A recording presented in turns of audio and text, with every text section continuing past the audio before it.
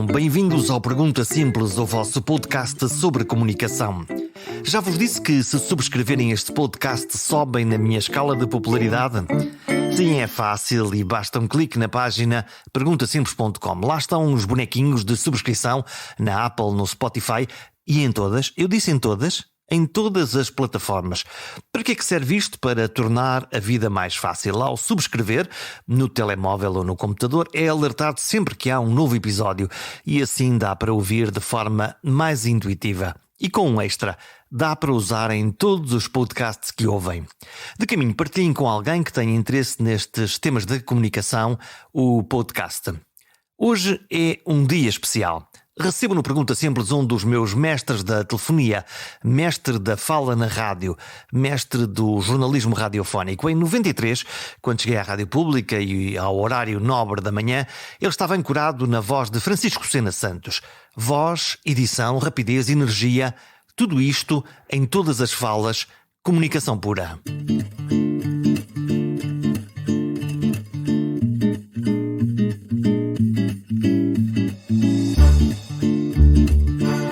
Contar as notícias de forma rigorosa, ritmada e direta. Com ele aprendi a fazer títulos de 7 palavras e a contar histórias complexas em 50 segundos. O que define um mestre? Provavelmente a marca que perdura nos seus discípulos. As manhãs da telefonia eram sempre trepidantes. Fiquem com este horário. Das 7 às 10 estávamos no ar. Acordávamos às 4 e pico da manhã, reunião da equipa às 5, com cheiro e sabor a café fresco. E depois 10 pessoas lançavam-se no desafio de contar Portugal e o mundo nos noticiários da Antena 1 da Rádio Pública. Sena Santos assumia a liderança da equipa, escolhia as notícias, o que se conta e o que já não cabe. Distribuía tarefas rápido, tudo rápido. Mas tantas vezes aceitava sugestões, ângulos e ideias loucas. Todas as ideias loucas eram bem-vindas. Tudo resumido a uma frase: conta-me a tua história. E tínhamos uns 10 segundos para fixar o valor do que tínhamos para vender em antena. Vender é uma gíria, é convencer o editor que temos uma história que merece ser contada no noticiário. Por estes tempos aprendi muito sobre a arte da pergunta, sobre como ser eternamente aprendiz, sobre o olhar do repórter enquanto testemunha profissional. A honestidade, o rigor ambicionado, o equilíbrio entre pontos de vista, o contraditório e a simplificação quase absurda de realidades complexas. Ou sobre como ter coragem, lata, até inconsciência, de acordar poderosos às 6 da manhã, tantas vezes com notícias difíceis. E há pessoas com muito mal acordar. Fixamos nesta conversa um olhar atual sobre o nosso mundo, de olhos postos no relógio. Afinal, tudo começa com o sinal do horário. E esse sinal, repetido 5 vezes, 5 traços de som marcados pelo relógio preto com pontos vermelhos. O sinal horário, o sinal do tempo.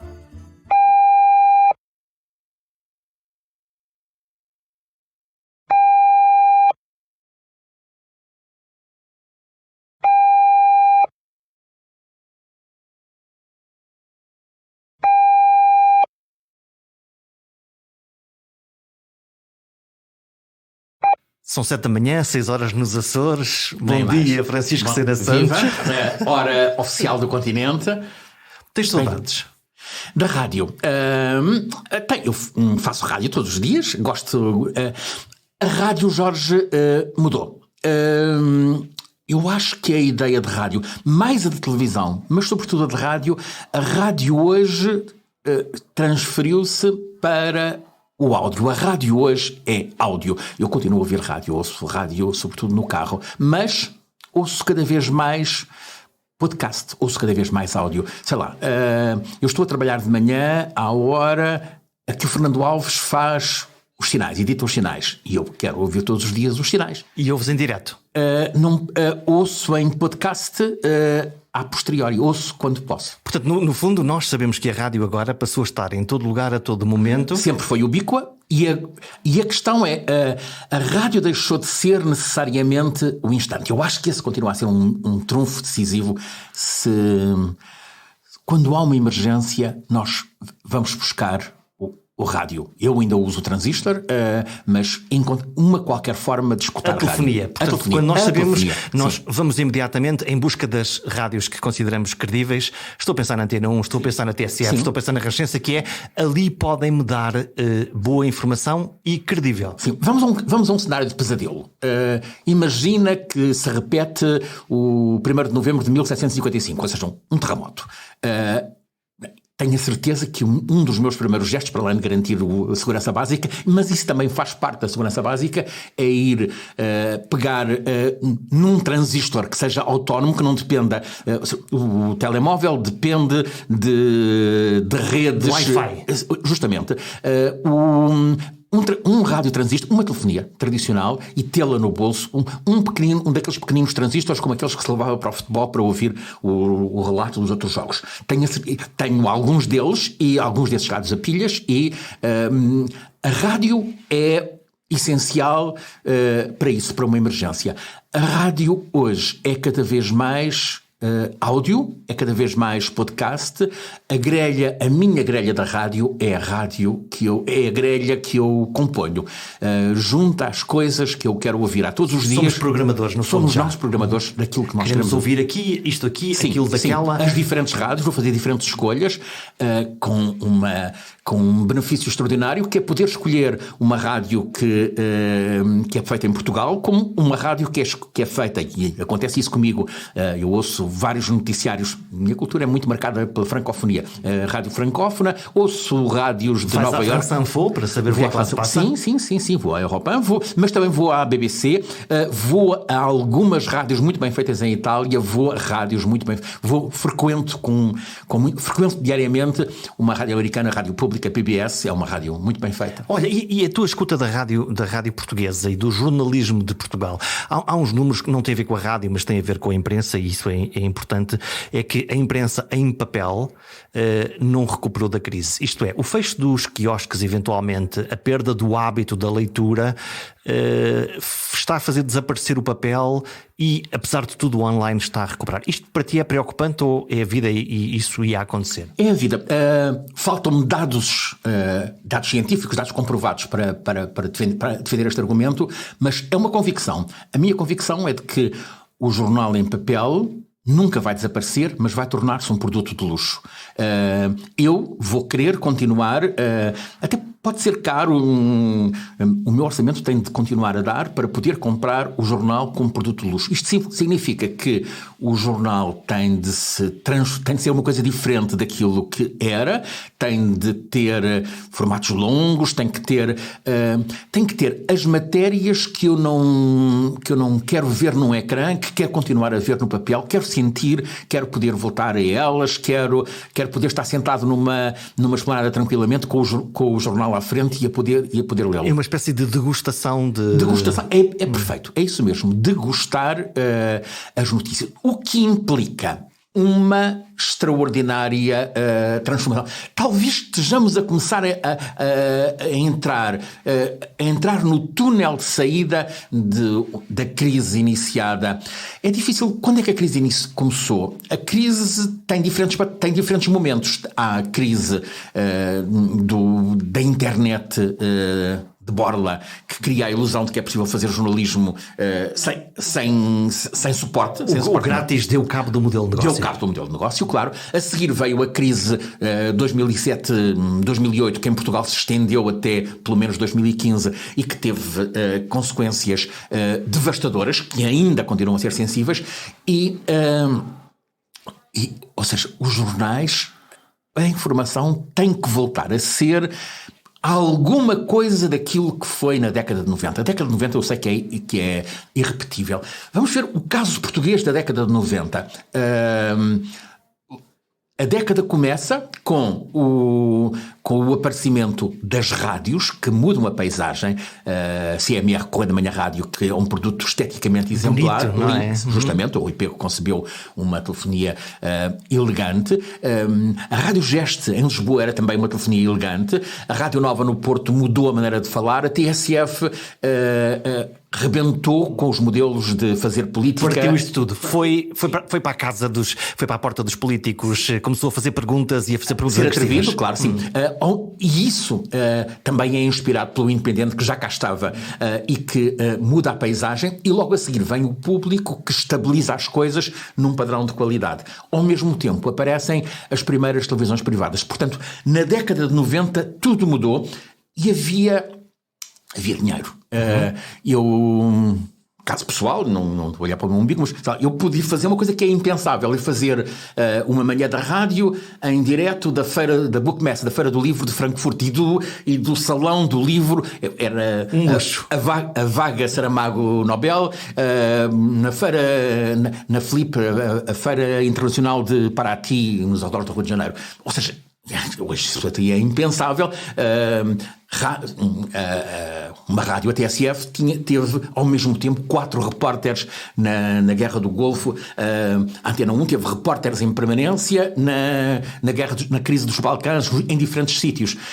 Eu fiz eleições, lembro-me de umas eleições em Espanha, em que eu estava nos estúdios da Rádio Nacional de Espanha em Madrid, e havia uma repórter em Barcelona, outra em Bilbao, um repórter em Sevilha e outro na Galiza. Não me lembro agora se em Vigo, se em Santiago de Compostela.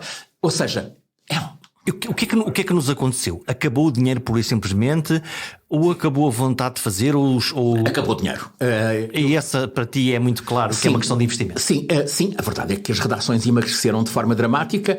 Nós vemos que redações de quem se esperava apego à qualidade, sim, e que deitaram fora, e aqui sublinho isto, deitaram fora grandíssimos repórteres e que penso eu faziam vender jornais. Estou a pensar, sei lá, Paulo Moura. Paulo Moura é um extraordinário contador de histórias e é para mim impensável que alguma redação não se tenha batido para o... Mas esse foi um movimento salvo provavelmente a SIC, que preservou muitos dos seus grandes jornalistas. O que aconteceu, quer nos jornais, quer nas rádios, é que o jornalista, quando atingiu aquele plano de maturidade, sim, de poder precisamente começar a retornar todo aquilo que foi o seu trabalho, no fundo as redações reformaram estes jornalistas.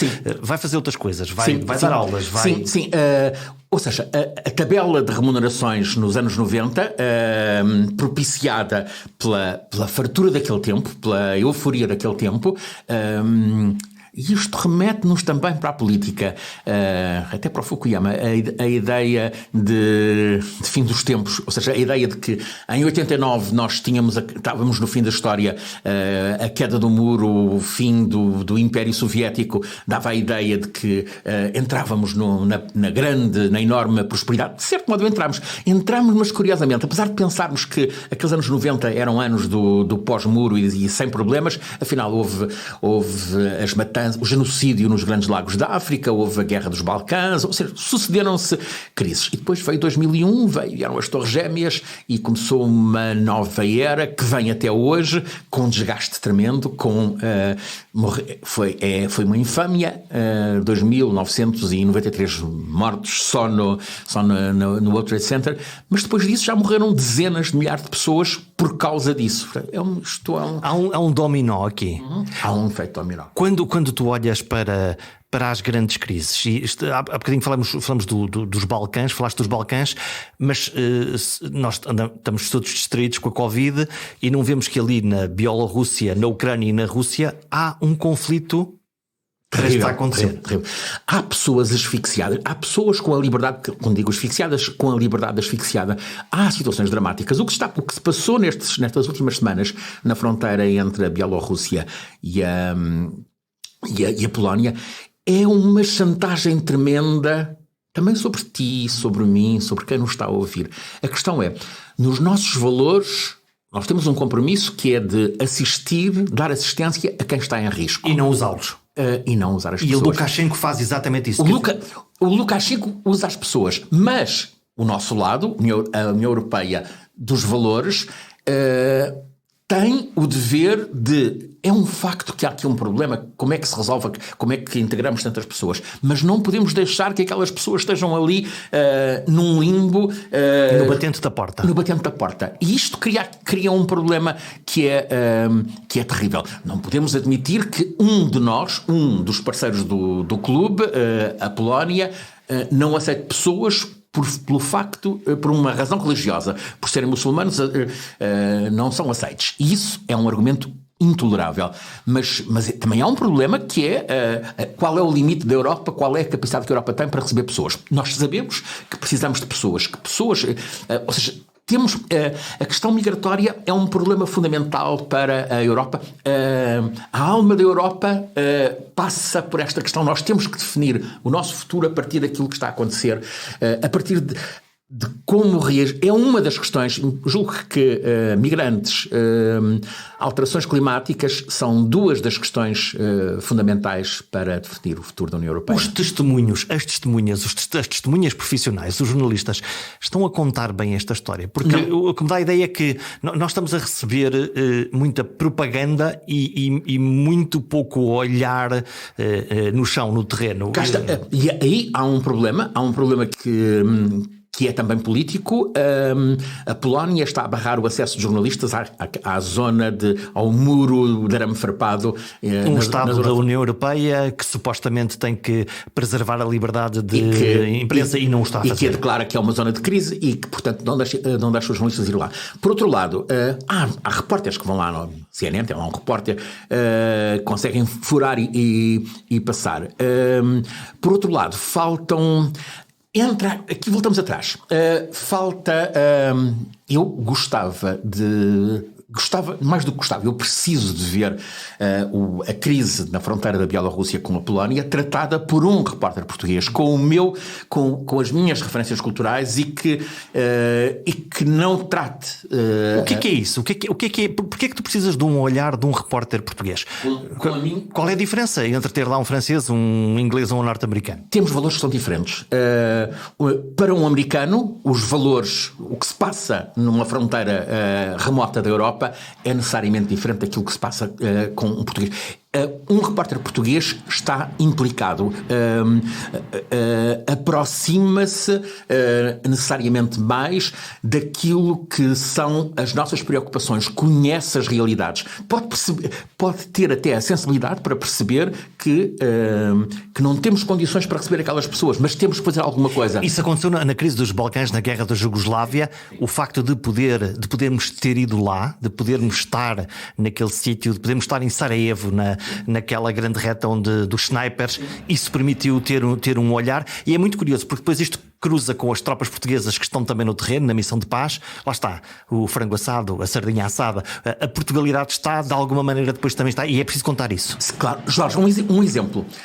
Eu admito que Timor não fosse hoje um Estado independente, uma república democrática, enfim, de Timor-Leste, se não estivessem lá os repórteres portugueses. Os repórteres portugueses naquelas primeiras 2 semanas de setembro de 99, entre 2, 3 de setembro e 15 de setembro, o horror que contaram numa altura em que quase não havia repórteres de outros países. Estavam lá seguramente uns 10 repórteres portugueses. Estava lá a Candida Pinto, estavam vários. E o relato dos repórteres que corroborou os testemunhos dramáticos de timorenses, de figuras notáveis da resistência timorense. O relato dos repórteres pressionou, por um lado, a imprensa internacional. Os repórteres portugueses tiveram um eco na imprensa internacional. E, por outro lado, pressionaram as instâncias para que, no dia 15 de setembro, no dia 14 de setembro, o Presidente Sampaio tenha feito chegar ao então Presidente Clinton que era necessário fazer alguma coisa, agir imediatamente. O Clinton fez a embaixadora dos Estados Unidos na ONU convocar para aquela tarde de um sábado... Lá está o dominó? Claro, convocar o Conselho de Segurança, e nessa mesma tarde foi decidido em Nova Iorque que no dia seguinte a ONU entraria em Timor-Leste como uma interfete, como força de estabilização. E isto marca, ou seja, foi a importância de um repórter que tem uma sensibilidade especial para aquela questão. Não viu aquilo... O Saramago costumava dizer que ia ver a ópera no Coliseu, lá para o Galinheiro, lá para cima, para ter uma visão de conjunto. Aqui não basta ter uma visão lá de cima, tal. É preciso estar lá dentro, ao lado das pessoas e perceber. E é preciso que os repórteres da rádio metam na voz o drama que está a acontecer, para estremecer as pessoas, porque ali há um SOS absoluto, é preciso fazer alguma coisa. E isso funcionou. Tu estiveste em Timor, não nesses tempos, mas depois foste lá ver, fizeste múltiplas reportagens, foste a muitos sítios. Alguma que te tenha marcado, onde tu tenhas, a cada palavra dita, tu disseste, ok, aqui eu vou conseguir fazer qualquer coisa pela sociedade, não ser apenas aquilo que é a parte técnica que há para fazer, mas a construção da narrativa e a percepção disso que pode acontecer? Em alguns sítios, sim. Timor é um deles. No caso de Timor, de uma forma delicada, que foi com a noção de que talvez fosse necessário pensarmos no baixar a paixão. É uma coisa que contrariava até as minhas aptidões. Mas a noção de baixar o fogo. A noção de que aquilo não era bem a ilusão que nós tínhamos, ou seja, aquilo é um povo... É um povo que merece a máxima ternura, mas... Tem uma idiosincrasia própria. Sim, mas havia ali... um tipo está lá 4 ou 5 dias e tem a percepção. Isto pode não correr bem. Tiveste essa sensação? Tive essa sensação, sim. A sensação que aparece nos clãs, até nos clãs familiares de os mais influentes. Não vou chamar os... Tu sentiste que havia uma narrativa de tensão entre pessoas e grupos? Sim. Como é que isso se conta? Tem que se contar, tem que se dizer, eu lembro-me de ter pensado muito, acho que nunca contei isto. Havia um grupo de pessoas que eram muito... Eu tinha acompanhado algumas das negociações em Portugal e Indonésia, em Nova Iorque. Estava em Nova Iorque, é uma história curiosa sobre a importância da persistência. Estava em Nova Iorque, no edifício de vidro das Nações Unidas, numa negociação, não sei exatamente o dia, creio que 3 de maio, 4 de maio de 99, numa reunião que começou logo a seguir à hora do almoço, por Portugal o Ministro dos Estrangeiros, então Jaime Gama, pela Indonésia Ali Alatas, e a reunião prolongou-se por tempo indeterminado. Estavam presentes na altura, para além do enviado da Rádio Portuguesa, estavam mais 2 jornalistas correspondentes em Nova Iorque, que à hora de jantar, e habituados a não acontecer nada, foram jantar e foram para cá. Uma pessoa que eu estimo muito tinha até um jantar em casa e foi para jantar em casa. E, aliás, eu também era suposto estar nesse jantar, mas estou aqui para isto. Estou aqui a trabalhar, estou aqui como testemunha, okay. Tenho que lá estar. E então, às tantas da noite, já à entrada da madrugada, vejo sair o Ali Alatas, ministro indonésio, e um pouco depois o assessor de imprensa do ministro Jaime Gama abre a porta e olha em volta, vê que está ali, ele sabia que estava lá um jornalista. Levanta o polegar e faz-me sinal, entra. Há um momento para mim inesquecível, que é o ministro Jaime Gama, que tem uma ironia fina, mas que tem sempre uma expressão carregada. Daquela vez estava com a expressão muito aberta, com aquele sorriso irónico e dele. O teu radar ligou. Aconteceu alguma coisa. E com aquela calma que ele costuma dizer, as duas partes acordaram na realização de uma consulta ao povo de Timor. Um referendo. Ele disse uma consulta e eu digo um referendo. E o Jaime Gama, que é sempre muito rigoroso, uma consulta ao povo de Timor. Mas isso é extraordinário. Ou seja, eu entrei em efervescência e ele mantinha sempre aquela pose dele. E esse é um momento em que, tendo em conta o histórico dos 24 anos anteriores, é um momento notável. Há um outro momento e que se relaciona com depois essa percepção de que Timor podia ser uma coisa... Já agora faz uma pausa. O que é que alguém com a tua experiência sente quando lhe acabaram de oferecer uma coisa que tu sabes imediatamente antes de contar a toda a gente que vai marcar a história e que é tipo, ok, tenho aqui uma coisa do caraças para contar. Lembro-me que naquela noite eu eu estava num hotel Tudor, muito perto do edifício das Nações Unidas, e achei que saía a correr, cansado. Era quase como, quer dizer, até podia ficar de ser atropelado, desde que... É uma embriaguez. É uma embriaguez absoluta. Ou seja, era essencial dizer a Lisboa: tenho aqui isto, e não havia... creio que na altura não havia telemóveis. Não, julgo que não. Tinha um tijolo que tinha uma coisa enorme que não dava jeito nenhum e depois estava sem bateria. Sim, porque os telemóveis duravam tipo 15 minutos de bateria e eram verdadeiros tijolos. Sim, eu precisava de chegar ao hotel para enviar a história, ou seja, tudo ficava para trás. Aquilo era a coisa mais importante da vida naquele momento. Vamos aí a euforia de uma grande história para contar. Vamos provavelmente àquilo que pode ter sido para ti uma dor. Para mim foi seguramente contar Entre os Rios. Quando acontece a tragédia Entre os Rios, cai uma ponte, está um autocarro, desaparecem pessoas, e tu tomas a decisão, trabalhávamos juntos, que foi: vamos para lá, vamos contar isto. Sim.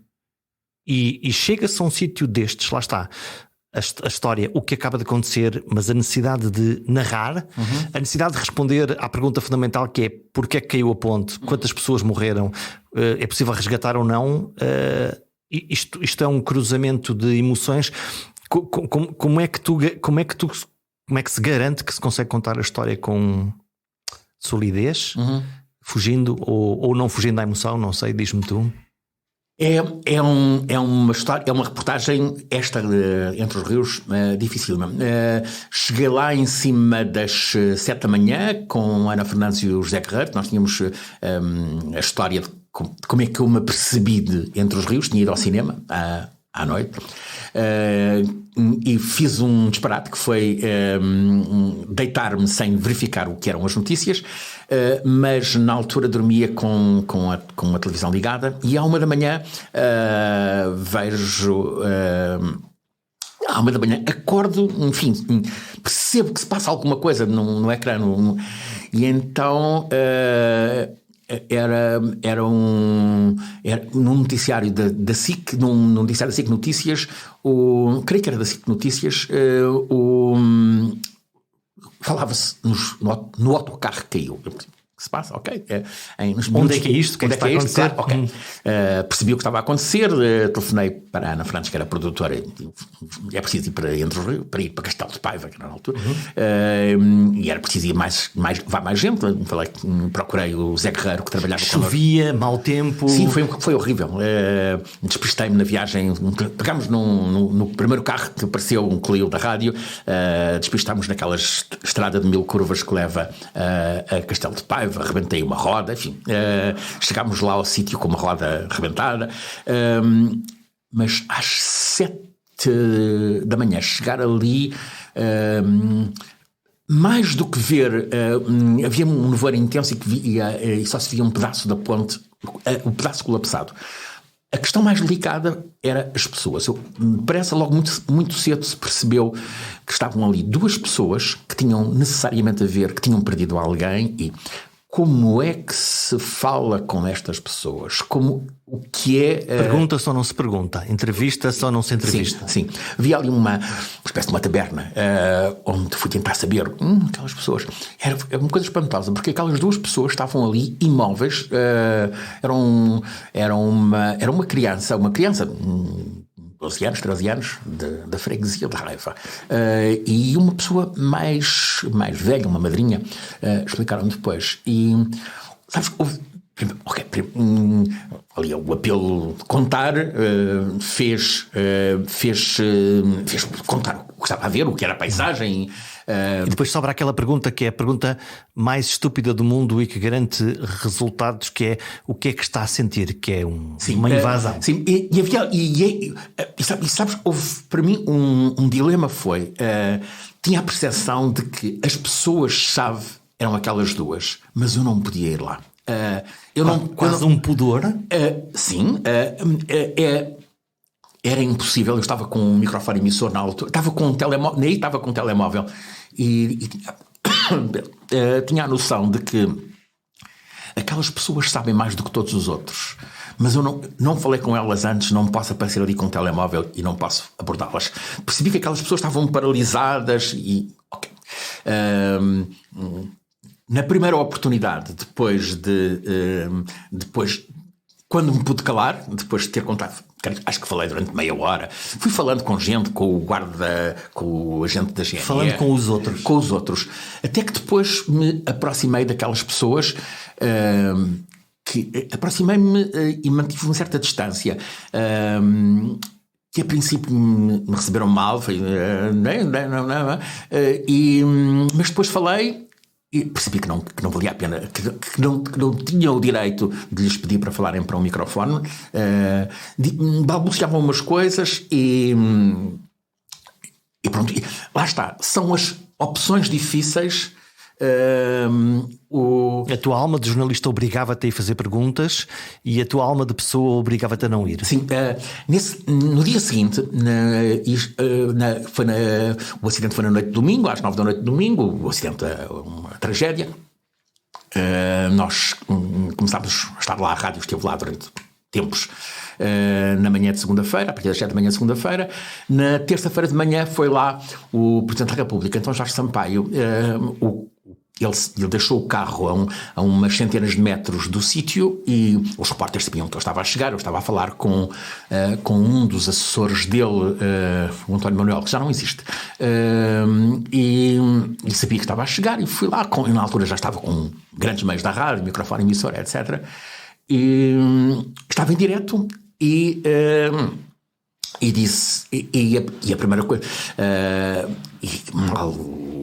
o Jorge Sampaio abriu a porta do carro e começou a descer aquela rampa que levava à ponte.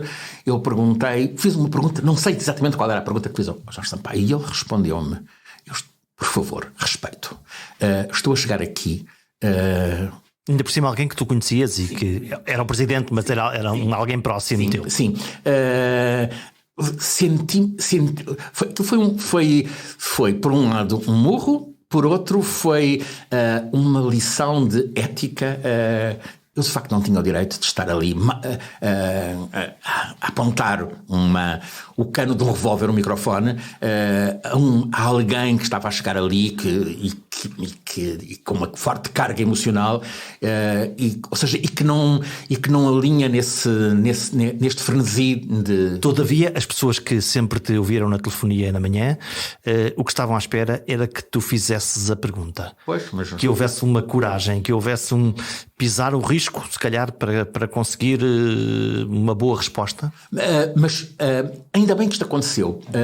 A seguir veio um problema, fiquei condicionado, fiquei à espera, nunca mais, acho que ao longo daquele dia nunca mais fui o primeiro a fazer perguntas, enfim, durante um tempo não fui, mas aquilo fez-me pensar, ou seja, no espaço de 24 horas, foi exatamente 26 horas, no episódio anterior tinha sido para aí às 8 da manhã, e este era às 10, 11 da manhã, de terça-feira. Fiquei a pensar, fez-me pensar, e fiquei a pensar na importância de, numa situação de crise máxima, na importância de ver alguma coisa que nos faz pensar, que nos faz parar. É essencial que a emoção não seja dona de tudo e que haja... Todavia, na arte de perguntar, e tu dominas a arte de perguntar, tu sabes que para determinada pessoa que vai responder às coisas, que a forma da pergunta pode-te garantir uma boa resposta ou não. Que pode ser desde o sentido do humor, pode ser o estimular o ego dessa pessoa, isto são dinâmicas que qualquer jornalista hábil, para conseguir a resposta, para conseguir a notícia, vai usar para conseguir fazer isso ou não. Sim, a forma, o modo de formular a pergunta. Há aqui uma questão curiosa, que é... colocar a pergunta é um jogo. às vezes fica a dúvida sobre se vale a pena haver um grande esforço nesse jogo. Ou seja, há perguntas cuja resposta tem um efeito apenas para as horas seguintes. Muitas vezes me aconteceu ir entrevistar alguém da política em torno de uma qualquer intriga.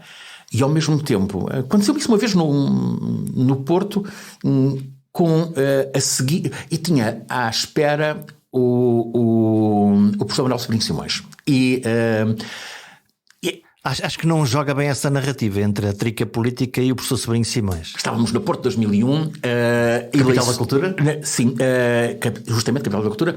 E as eleições com uma disputa não se diz em rádio, mas em áudio. E um duelo muito forte entre o Fernando Gomes, que era favorito para ser reconduzido na Câmara do Porto, e o Rui Rio, que veio a ganhar. E eu estava com as duas coisas, estava com as eleições e com o Porto de 2001. E a proposta do Porto de 2001 tinha marcado um encontro com o Manuel Sobrinho Simões. E eu estava naquelas coisas, na intriguinha política, e porque era disso que se tratava, e eu ia pensar, vai ser bom conversar daqui a bocadinho ou seja, ouvir um sábio a falar. E cá está. Para conversar com o Manuel Sobrinho Simões não é preciso pensar estratégias de perguntas, é preciso preparar a conversa, claro, é evidente. Um aprendiz diante de um sábio tem de... E depois ele cria completamente essa narrativa. Sim, é para mim uma das pessoas... É curioso que estão na área da medicina, uma área que te é muito, muito cara. Porque sim, não é? Porque podiam fazer outra coisa qualquer. Sim, lembro-me, podia já seguir, pegar, sei lá, no João Lobo Antunes, já não está, mas que era um conversador. Muita gente. Eu, se tivesse de escolher os melhores conversadores, curiosamente, muitos deles Vamos lá pensar numa lista, esse assunto diverte-me. Manuel Sobrinho Simões à cabeça, talvez o João Lobo Antunes, juntaria ao Manuel Sobrinho Simões logo no topo alguém que é da física das partículas, o José Mariano Gago, que revolucionou a ciência, já não está entre nós. Sim. António Coutinho, Instituto Pasteur, determinante em relação à SIDA, sim. Kamal Mansinho, a SIDA faz-me pensar. Estás muito na área da ciência, quer dizer, há bocadinho falamos no Saramago também, as letras também vão oferecendo, mas estas personagens, lá está, entre as tricas da política versus as tricas do futebol também, e as grandes ideias e os grandes pensadores, parece-me que estamos a perder por muitos a zero, não é? Pois, a questão é, nós ouvimos um Sobrinho Simões não há outros Sobrinhos Simões, mas há outras pessoas que têm conhecimento como Sobrinho Simões. Nós aprendemos, estamos a passar conhecimento, estamos a passar confiança, estamos a ser estimulados, a ser motivados. Estamos a ser melhores do que o que somos. Sim. Quem quiser perder tempo nos serões de intriga e envenenamento do futebol em alguns canais de televisão, está a tramar-se, a ficar irritado. Porquê que o marcou o golo? Porquê que ele falhou o golo? E coisas absurdas e que só servem para envenenar e, de facto, para deixar as pessoas envenenadas, mal dispostas. Ou seja, porquê que eu gasto tempo com aquilo? Eu sei porque é que os canais põem aquilo, porque, ou seja, aquilo é barato, criam uma atenção e ficamos lá atraídos. Sim, claro, não gastam dinheiro com reportagem, claro. Mas porquê é que nós gastamos tempo a ver aquilo? Essa é a pergunta que eu não consigo uma resposta, não é? Porque podíamos dar aquilo e a gente dizer, não, mas eu não quero ver isto. Não. Isto questiona-nos, aquilo não é jornalismo, mas isto questiona-nos sobre o Estado fraco, mau, o estado atual do jornalismo, onde, apesar de tudo, há histórias, continuamos a ter grandes reportagens e continua a haver... de repente passou-me pela cabeça uma história. Há um grande jornalista, crescido, veterano, o José Pedro Castanheira. Do Expresso. Sim, do Expresso. Aqui há e também escrever biografias maravilhosas. Sim, aqui há 2 anos, salvo erro, 2, 3 anos. ele resolveu, foi há 3 anos, foi em 19, nos 50 anos das grandes cheias de Lisboa, soube-se que foi um massacre de pessoas em zonas baixas da periferia da cidade, a zona de Loures em particular, Olival Basto, etc. Sim.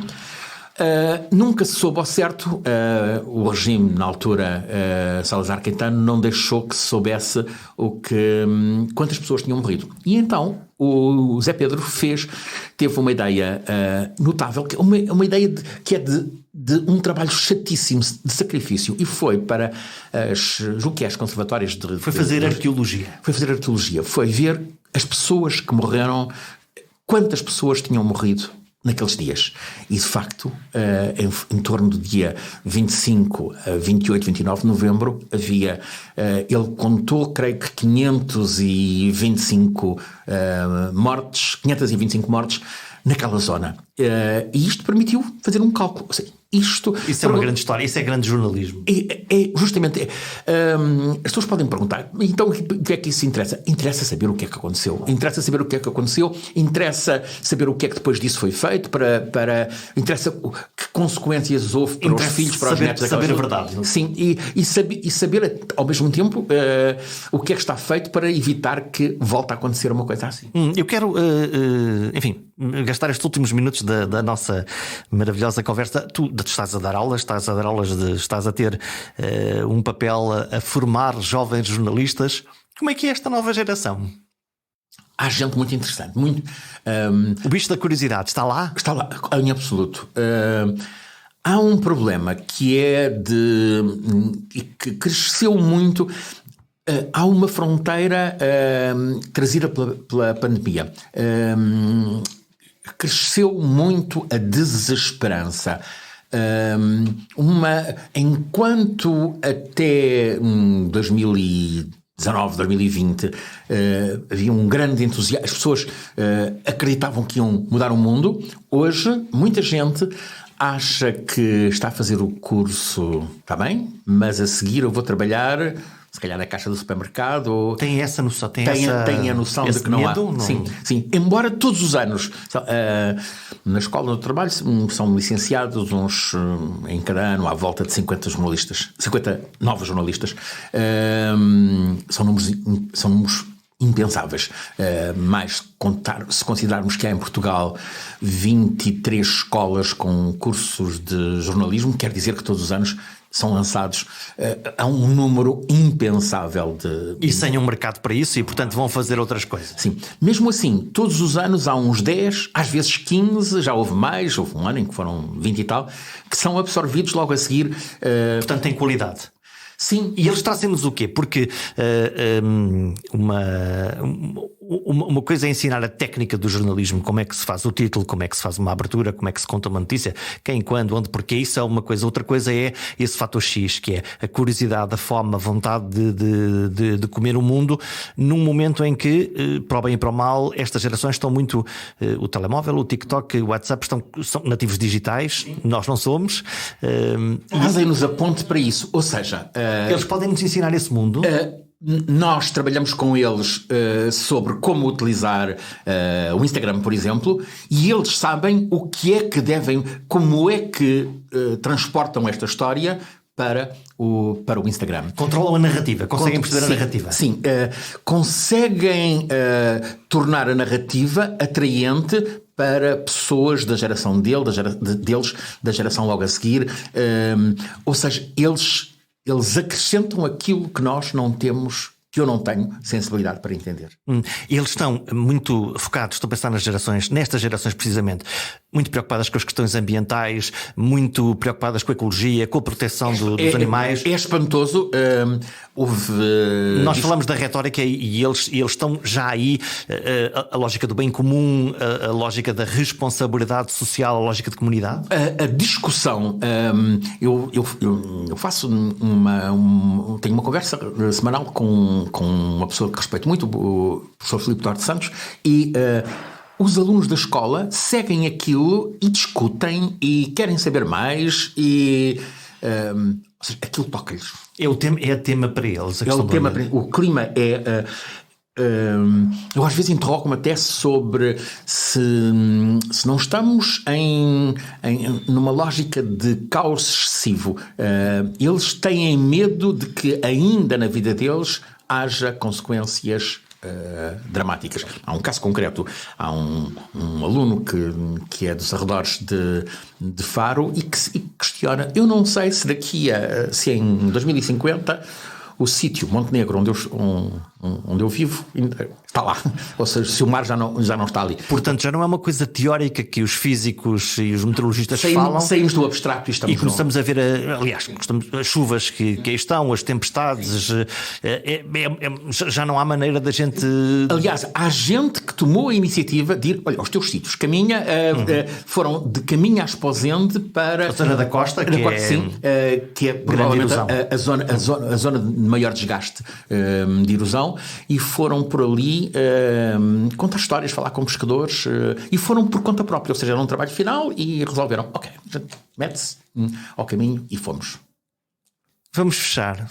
Fechas com esperança ou estamos mesmo perto do fim do mundo? Não, sempre com esperança. Sempre com esperança, confiança na espécie humana, confiança nos repórteres que contarão o que é preciso para fazermos disto um mundo melhor. Francisco Gente Santos, como tu. Obrigado. Um gosto. Haja esperança e repórteres para nos contarem o que viram e entenderam do mundo. E na máquina de fazer notícias é fundamental a mistura entre os velhos tarimbados e o sangue novo do estagiário que chegou ontem à redação. O verdadeiro segredo do Sena é provavelmente a construção dessa máquina, dessas equipas, animando pessoas todos os dias a fazer o seu melhor. O método era a fala sincopada, os títulos de 7 palavras e o ajustamento pela voz ao tempo do mundo. Será esta a magia da rádio? Até para a semana.